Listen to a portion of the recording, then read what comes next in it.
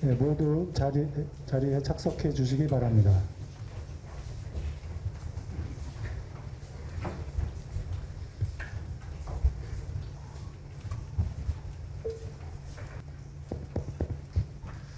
네,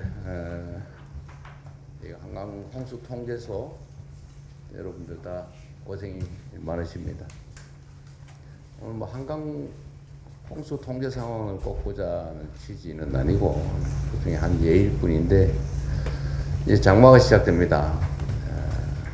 장마철에는 물론 기후 위기 때문에 예측 못하는 자연 재해 발생할 수가 있죠. 수재도 그렇고 풍해, 예를 들면 산사태 등등의 각종 피해가 발생할 수 있는데 문제는 최대한 우리가 그런 재해가 발생할 수 하지 않도록 예방하는 것일 테고, 두 번째는 사고가 발생했을 때 피해가 확대되지 않도록 하는 것일 테고, 세 번째는 신속한 복구가 중요하지 않겠습니까? 이거 다 뻔한 얘기인데, 문제는 이 각 과정마다 우리 공무원들, 특히 담당자들이 어떤 마인드로 대응하느냐에 따라서 전혀 다른 결과들이 발생하기도 합니다. 자연 상황이야 우리가 어떻게 할 수 없지만 그걸 최대한 예측하고 대비하는 것, 그 다음에 우리가 나름 만들어 놓은 규칙, 매뉴얼들을 철저하게 지키는 것, 그리고 우리 공직자들이 우리 국민들에 대해서, 또 국민들의 재산과 안전에 대해서 얼마나 관심을 가지고 치열하게 대비하느냐에 따라서 실제 결과는 아주 다르게 나타나는 것 같습니다. 오늘 뭐 평택시에서도 오고 경상북도에서도 와주었는데, 실제로 우리 재난 현장에서 우리 공무원들이 어떤 태도를 취하냐에 따라서 아주 심각한 결과가 발생하기도 하고, 또 심각한 결과가 예방되기도 하고 확산이 막아지기도 하죠. 오늘은 그런 얘기들을 좀 나눠보고 싶습니다. 전에도 한번 말씀드린 기회가 있었는데, 우리 공직자들의 업무가 보통은 이제 대한민국 공동체를 잘 지키는 안보, 또 질서를 유지하는 치안, 또 더 나은 삶을 만들어내는 민생, 이런 걸 얘기할 수 있을 텐데, 이 안보 중에서 재난으로부터 국민들의 생명과 안전을 지키는 일, 정말로 중요한 일이죠. 근데 이게 사실 생색이 별로 안 나는 일이어서 좀 소홀하기가 쉽습니다. 뭐 인허가 부서나 이런 데는 뭐 좀 이렇게 대접도 받고 그러기도 하지만, 이게 안전관리 부서는 별로 관심도 없고 뭐 대우도 별로 없고, 그러다 보니까 또 기피 부서 비슷하게 돼 있고, 그런데 사실은 우리 국민들에게는 정말로 중요한 영역이죠. 그래서 좀 안전에 관한 생각, 또 안전 부서에 대한 좀 마인드를 통째로 좀 바꿨으면 싶습니다. 그게 가장 중요하다. 인허가 업무보다 더 중요하다. 그래서 인력 배치부터 또 업무 성과에 대한 보상 체계, 이런 것도 좀 근본적으로 바꿨으면 싶은 생각이 좀 듭니다. 우리가 뭐 굳이 얘기 안 하고 싶지만, 뭐 세월호 문제도 그렇고,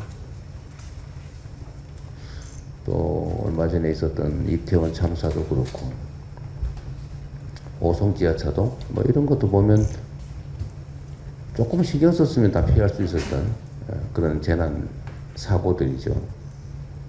최소한 이재명 정부에서는 그런 일은 절대로 벌어질 수 없다라는 점을 좀 분명하게 좀 말씀드리고 싶습니다. 이번 여름도 그렇고 앞으로 계속 뭐 여러 영역에서 그러겠지만, 예측 가능한 사고들이 무관심이나 또는 방치 때문에 벌어질 경우에는 그런 일이 절대로 없도록 해야 되겠지만 사후적인 책임도 아주 엄격하게 물을 수밖에 없다는 점을 좀 분명하게 해야 될 것 같습니다. 생각을 좀 바꾸면 좋겠어요. 우리 국민들의 생명과 안전, 재산의 피해를 막는 것이 가장 중요하다. 잘 먹고 잘 사는 문제, 민생의 문제도 중요하지만 그것보다 가장 중요한 일은 국민들의 생명과 안전을 지키는 일이라는 점을 우리 공직자들이 각별히 좀 마음에 새겨두면 좋겠습니다. 그리고 또 한 가지는 이제 이게 이렇게 억압적 수단만으로는 안 되고 좀 보상 체계를 좀 분명하게 좀 해야 된다는 말씀 한 번 더 강조드리고 또 그 보상 체계는 여러 가지가 있겠죠. 인사 문제에서 좀 뭔가 근본적 대책을 좀 수립하면 좋겠습니다. 그래서 오늘은 그런 얘기들을 좀 같이 나눠보면 좋겠습니다. 하여튼 어려운 현장에서 고생하시는 우리 공직자 여러분들, 우리 공직자 여러분들 덕분에 우리 또 국민들이 안전하게 평안하게 또 행복한 삶을 누릴 수 있다는 점을 언제나 감사하게 생각합니다. 또 그게 우리 국민들께서 우리 공직자들에게 일정한 권한과 보상을 주는 이유이기도 하니까 자부심을 가지고 최선을 다해서 본연의 업무에 충실해 주시길 부탁드립니다. 네, 고맙습니다. 5명, 누적 피해액은 3조 9천억 원에 달할 만큼 일단 재해가 발생하면 피해 규모가 정책과 병행하여 위험을 신속하게 인지하고 전파하여 주민을 대피시킴으로써 인명 피해를 방지하는 홍수 예보에 더욱 예보 중심으로 보고드리겠습니다. 8페이지입니다. 페이지 넘어가기 전에 이거 나중에 또 한꺼번에 얘기하기 좀 어려우니까요. 하천 범람 도시 침수 제가 궁금한 게 하나 있는데 전에 강남역 침수 됐잖아요. 근데 이게 여러 해 반복이 됐는데 그게 구조적인 피할 수 없는 이유인지 아니면 여기서 말한 것처럼 하수 간거 유지 보수 잘못인지 피할 수 있는지 예를 들면 지금부터라도 아니 뭐 엄청난 뭐 대대적 공사 그런 상태가 아니고 현재 관리를 최선을 다하면 피할 수 있는지 그 얘기는 한번 듣고 싶은데 좀 어떻습니까? 근데 여기는 혹시 그건 여기 소관은 또 아니어서 모를 수도 있겠는데. 네. 네, 재난안전관리본부장입니다. 강남역이 그 위치가 이제 그 높이가 그렇죠. 바로 옆에 역에 비해서 단차가 약 20m 정도 차이가 납니다. 낮아요? 예, 20m나? 이렇게 이런 냉면 그릇 같은 네. 그런 모양의 여기 한 가운데 강남역이 있습니다. 그래서 구조적으로 그쪽으로 이렇게 물이 모이게 될 수가 없는 이런 상황이어서 여기는 대심도 터널 설치 계획이 있는데 그래서 근본적으로는 그 물을 밑으로 좀 빨리 빼내는 이런 장치가 필요한 상황입니다. 그러면은 네. 순간 강수량에 따라서 언제든지 지금도 재발할 수밖에 없다는 거예요? 그럴 수 있습니다.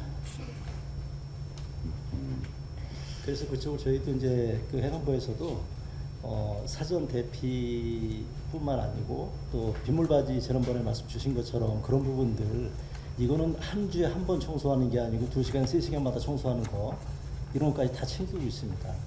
근데 예를 들면 이제 서울이 나기는데 강남 전체가 이렇게 돼 있으면 여기가 좀 낮은 지대라서. 강남역이 예.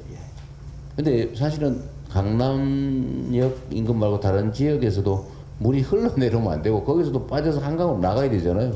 예, 그렇습니다. 근데 그것도 우수관거 소위 그 우수관 예. 그 관리를 좀 잘하면은 그 피해를 줄일 수 있죠. 줄일 수 있잖아요. 모이는 그 용량을 줄일 수 있지 않습니까? 예, 맞습니다. 근데 그 관리는 잘 되고 있는 거예요. 예, 그걸 하고 있습니다. 진짜로? 예, 그래서 제가 좀 많이 괴롭히고 있는 편인데 현장에 가서 예, 그 수밖에 괴롭혀야지. 없는 게 여기는 상습 침수 지역이기 때문에 근데 전에도 내가 어제 뭐 다른 데 경험인데 예.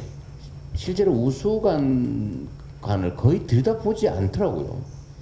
그냥 방치해 놓더라고요.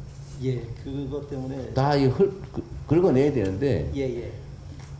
그 실제로 잘 하는지 불시 점검이라도 하고 그러시나요?